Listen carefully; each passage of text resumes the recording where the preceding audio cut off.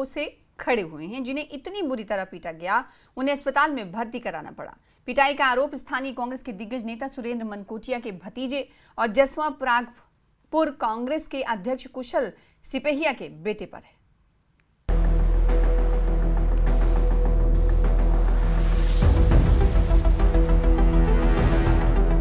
मेरे हस्बैंड के साथ मेरे ही गांव में आकर मेरे ही घर के नजदीक सुरेंद्र मनकोटिया का भतीजा और कुशल सिपहिया का लड़का और एक रवि, उन्होंने आकर मारपीट की है।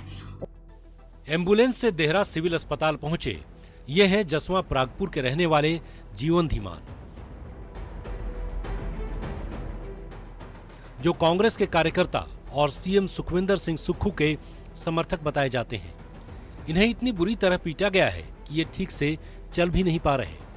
आरोप है कि कांग्रेस नेता सुरेंद्र मनकोटिया के भतीजे अंकुश मनकोटिया ने जीवन के घर पर हमला बोलकर उनका ये हाल किया, जिसमें उसके साथ जसवां परागपुर कांग्रेस के अध्यक्ष कुशल सिपहिया का बेटा और रवि नाम का एक तीसरा शख्स भी शामिल था।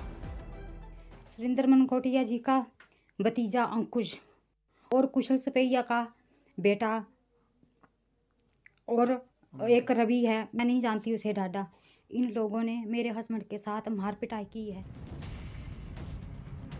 अपने पति की पिटाई के बाद फेसबुक पर लाइव आकर जीवन धीमान की पत्नी प्रेमलता धीमान ने यह भी बताया कि उनके पति ने ऐसा क्या किया था जिसे लेकर उनके साथ मारपीट की गई। प्रेमलता के मुताबिक जीवन धीमान ने सुरेंद्र मनकोटिया से पीडब्ल्यूडी के तहत सड़क निर्माण का ठेका दिलाने की मांग की थी, जिस पर मनकोटिया के भतीजे अंकुश ने कहा कि ठेके के लिए 10% कमीशन देना होगा। बताया जा रहा है कि जीवन धीमान ने कमीशन देने से मना कर दिया और फेसबुक पर लाइव आकर कमीशन की डिमांड का खुलासा करते हुए सुरेंद्र मनकोटिया के खिलाफ मोर्चा खोल दिया। आरोप है कि पहले सुरेंद्र मनकोटिया के खिलाफ फेसबुक पर बयानबाजी को लेकर जीवन धीमान के खिलाफ पहले केस दर्ज कराया गया और फिर मनकोटिया के भतीजे ने अपने साथियों के साथ मिलकर जीवन धीमान की पूरी तरह पिटाई कर दी।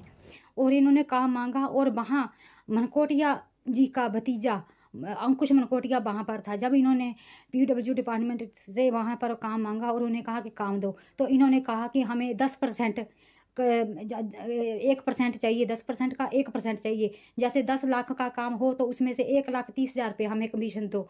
भाई हम कहाँ से दे सकते हैं? हम गरीब बंदे हैं, हम दिहाड़ी तप्पे वाले बंदे हैं, हम कहाँ से इनको 1,30,000 रुपये देते हैं? और जहाँ भी ये काम हो रहा है और कमीशन मांग कर ही काम हो रहा है। हमें नहीं सर, मैं आपसे ये गुहार लगाती हूँ कि मेरे आदमी ने गलती जरूर की है, मैं मानती हूँ, और वो सज़ा का हकदार था और उसे सज़ा मिल गई। इसके लिए पुलिस थी बैठी और पुलिस में जो और मेरे ही घर पर आकर इन्होंने। जीवन धीमान की पिटाई के विरोध में अब कांग्रेस के ही कई नेता सुरेंद्र मनकोटिया के विरोध में उतर चुके हैं। कांग्रेस नेता गगनदीप पराशर ने कहा कि मनकोटिया और सिपहिया दोनों जीवन धीमान से माफी मांगे, नहीं तो अपने कार्यकर्ता को इंसाफ दिलाने के लिए हम सीएम सुक्खू के दरबार में जाएंगे।